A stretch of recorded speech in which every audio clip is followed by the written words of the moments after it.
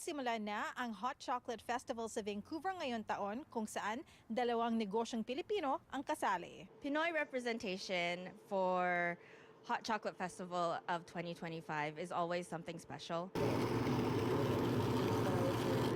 180 uri ng hot chocolate ang makikita sa festival na nagsimula sa British Columbia January 18 at magtatapos sa Valentine's Day. Hot chocolate and cold weather is just the perfect pairing, especially if you're living in Canada. And it's a good way to be active in the community, right after Christmas, people don't really like to spend.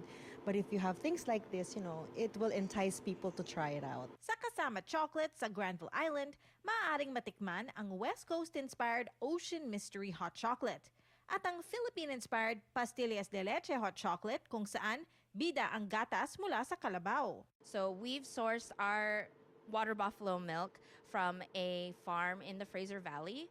We then add condensed milk and use our 70% dark chocolate made from Filipino beans from Mindanao. And then we top it off with whipped cream, a little bit more drizzle of condensed milk, and dried jackfruit chips.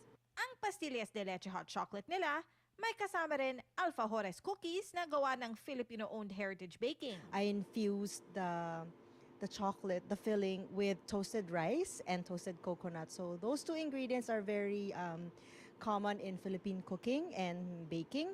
So meron siyang hint ng espasol at saka kakanin. So I tried to infuse as much as the flavor, and then I put it in the filling. Ito ang unang taon sumali ang Heritage Baking sa festival. Ikatlong pagkakataon naman ng Kasama Chocolate.